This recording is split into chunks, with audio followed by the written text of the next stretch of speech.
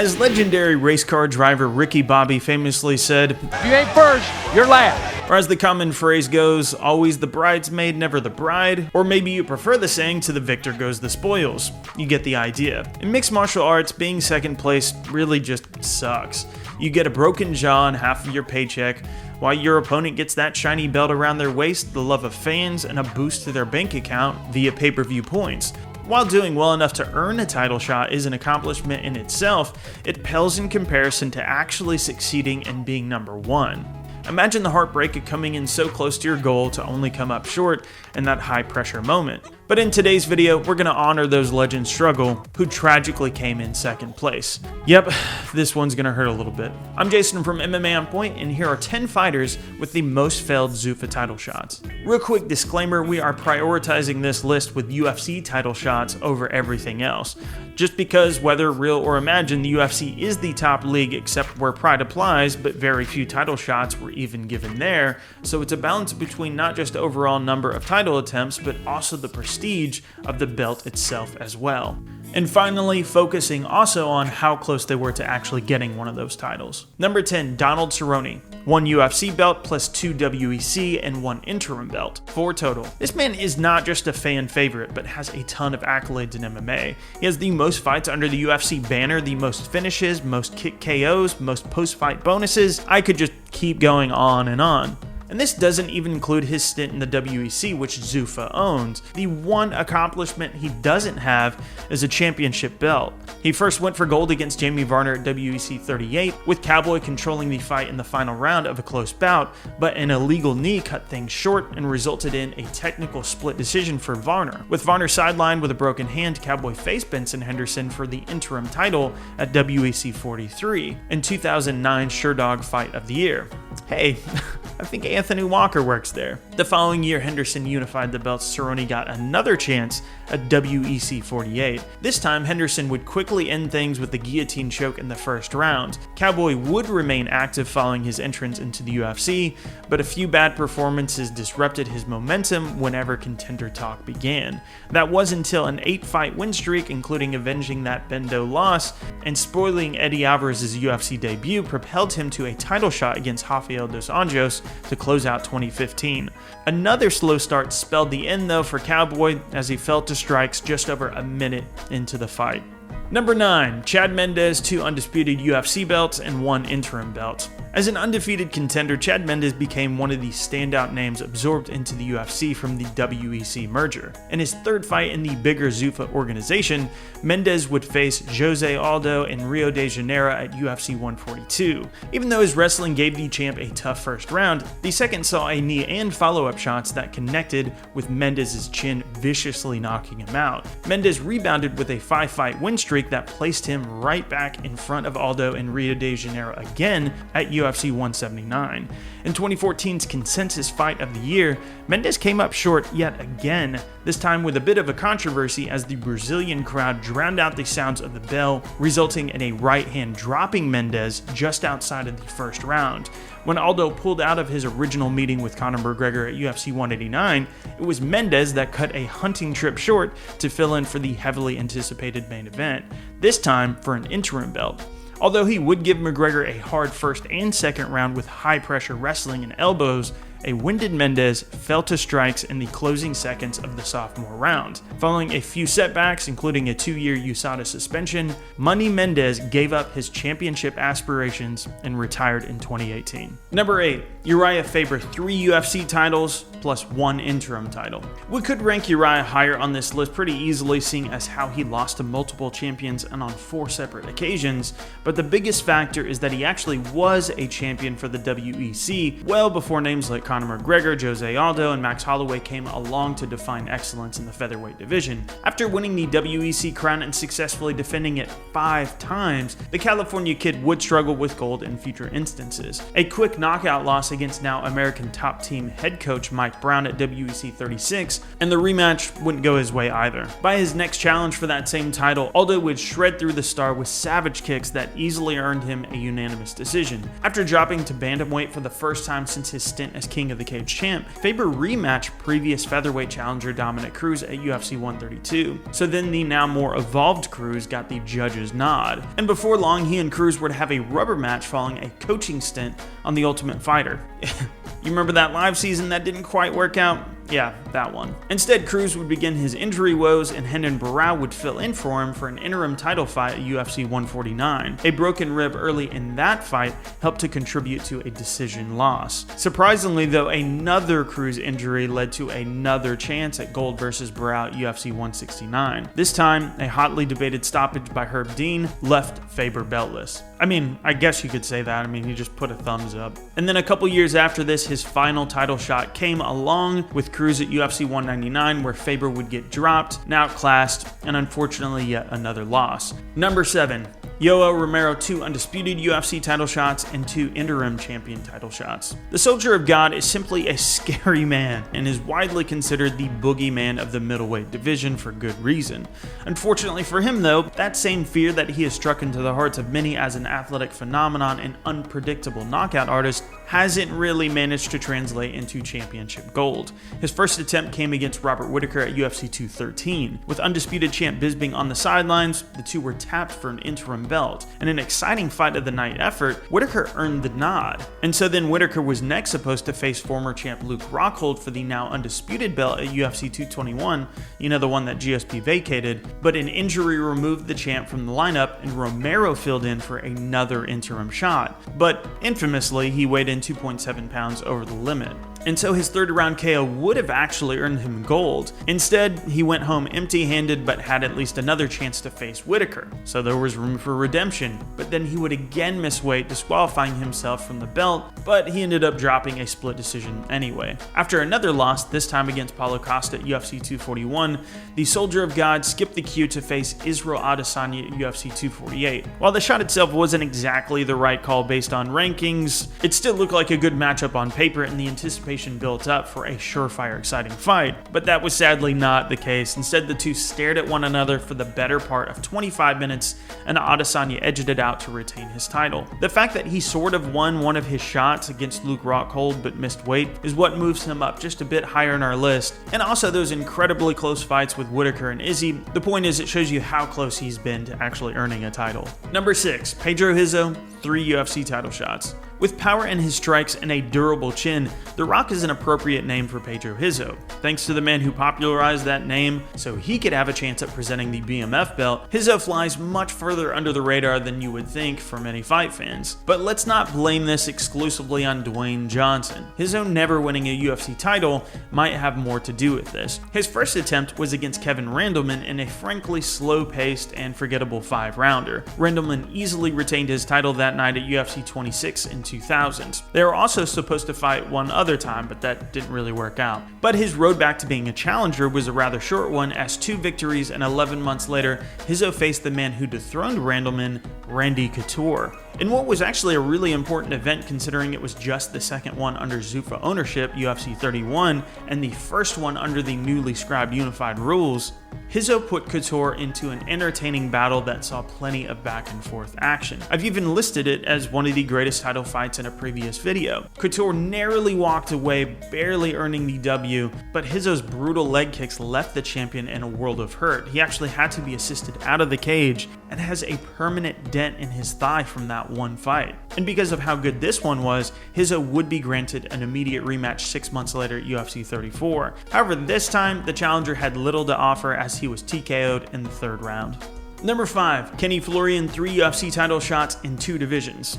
For all of the praise that should be thrown at Kenny Florian, it's crazy to think that a big part of his legacy is defined by being the number 2 guy, unfortunately. He performed so well in a split decision loss to Drew Fickett that the UFC decided to add him to the cast of the first season of The Ultimate Fighter. Being grossly outsized at middleweight, he improbably made it to the finals, but lost to Diego Sanchez, who, to be fair, was also undersized. But then 3 straight finishes at welterweight and lightweight propelled him to a title shot at the vacant lightweight belt, opposite opposite of Sean Shirk at UFC 64. But sadly, Ken Flo would drop a unanimous decision there. He'd follow that with a ridiculous 6-fight win streak that included 5 finishes and a title shot against BJ Penn. Unfortunately, this was his era though. The Prodigy, being the Prodigy, would stop Florian's run dead in its tracks with a 4th-round submission after completely shutting down his offense. After a loss to Gray Maynard that prevented Florian from getting another lightweight title shot. And I hate to say this because I don't want to take anything away from Gray, but I just think Kenny's just one of those guys that chokes in big fights. I love Kenny. I'm not bad-mouthing him or trying to disrespect him. I'm just being honest. Ken Flo dropped down to 145, where he'd be given a chance against featherweight champ Jose Aldo at UFC 136 after defeating Diego Nunes a few months prior. Florian would be nearly shut out as a trio of 49-46 scorecards were scored in favor of Aldo, marking not only his last title opportunity, but what turned out to be his last fight altogether. Very, very hard. You know, your identity becomes what you do, and it's been tough. Number 4, Chael Sonnen, 3 UFC title shots and 1 WEC title shot. No conversation about perennial runner-ups is complete without mentioning the gangster from Westland, Oregon. After a 5-fight win streak, he re-entered the WEC as a challenger to Paulo Filo's middleweight crown. A controversial verbal submission late in the second kept him from that glory. Sonnen was given another chance against Filo at WEC 36 because of that controversy, to which he actually had no trouble getting his hand raised. This time, unfortunately, Filo failed to make weight and the belt wasn't even on the line. Even though Filo would give Sonnen his belt as a gesture of sportsmanship, he isn't officially recognized as the champion in the organization. But there was a new life for Sonnen in this era. Sonnen's vocal persona emerged upon his return to the UFC and helped him get a chance against Anderson Silva. As soon as Anderson tries to punch me, I'm going to stick my forehead in his chest, run him against the fence, pick him up, put him on the canvas, and that's the end of that round. A guy with earrings, crooked hats, and pink shirts wouldn't make it 10 minutes in my neighborhood. I got 2 national championship plaques on my wall that says I can take him down. I saved Anderson's job. Uncle Dana was going to give him his walking papers, and I begged him, keep him around. I will retire this guy. Where he would give Silva a night of hell at UFC 117. Unfortunately for him, a late triangle armbar did what the California State Athletic Commission would have done eventually, as Silva retained his belt. Failed drug test, anyone?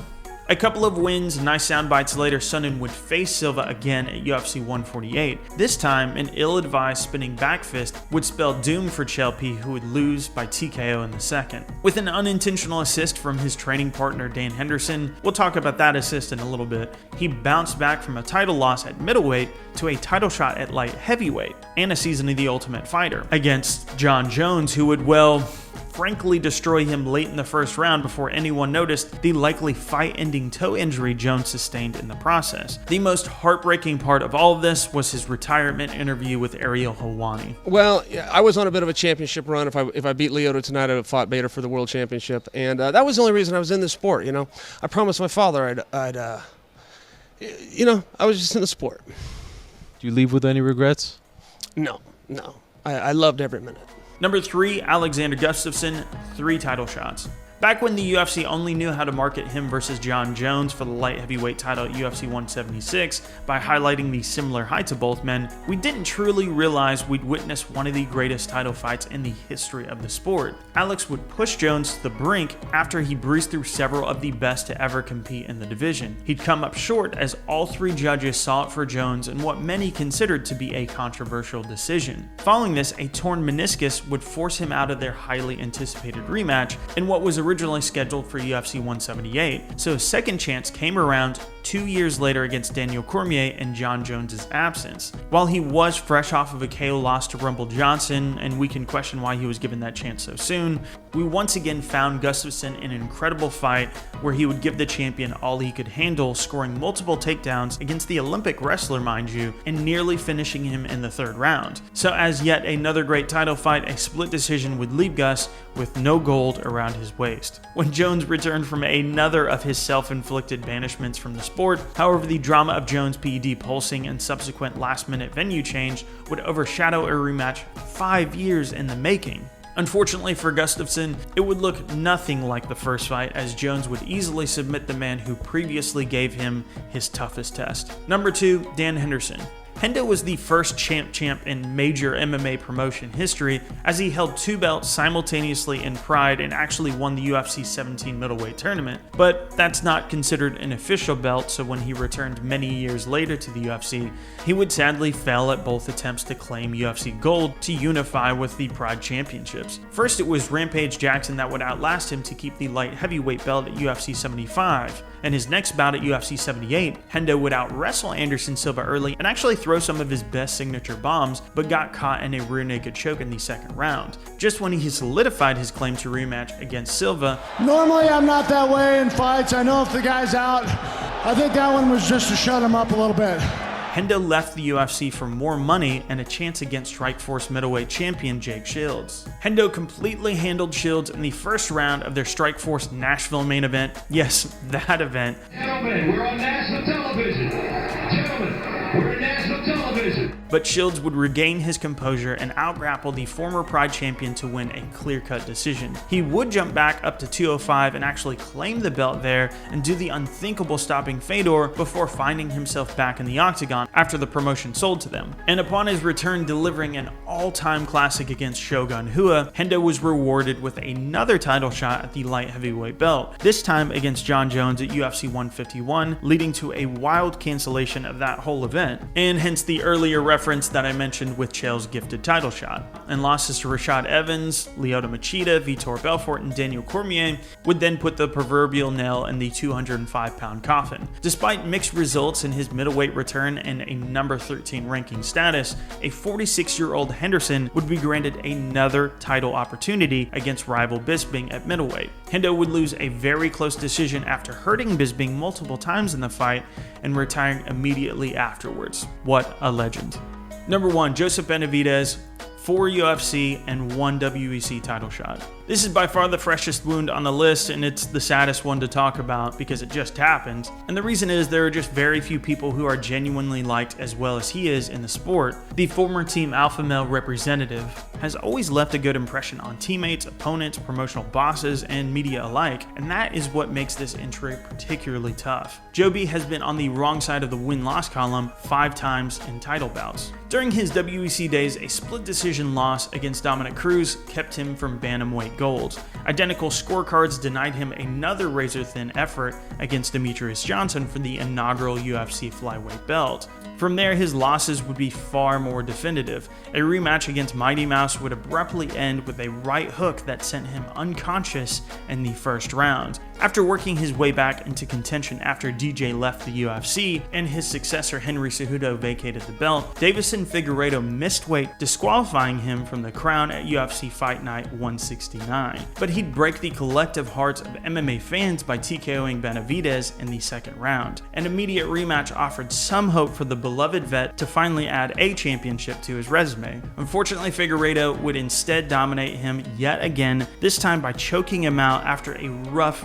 first round. And what makes this even harder to accept is that this was the third time a champion has held 2 wins over Benavidez, effectively shutting him out of another chance again, short of some sort of miracle scenario. I'd like to give a huge shout out to Anthony Walker for writing this list. You can follow him on Twitter at AntWalkerMMA. And actually, I'd like to give a massive shout out to our social media designer Oven, who actually came up with this idea on our Instagram. I was like, hey, that would make a great list. So shout outs to Oven there. And then of course Ben Rosette for allowing us to use his music in the intro of this video. You can check out his links in the description to check out his music, and you can follow him on Instagram or Twitter at Ben Rosette. Thanks for watching my list, guys. If you enjoyed the video, subscribe and like. We upload at least 3 videos per week about MMA, and it really helps us out when you do so. If I missed anything on this vid, let me know in the comments, and feel free to follow me on Twitter at JasonTheHeart, or follow the official channel account at OnPointMMA. Thanks for watching so much, and I'll catch you on the next video.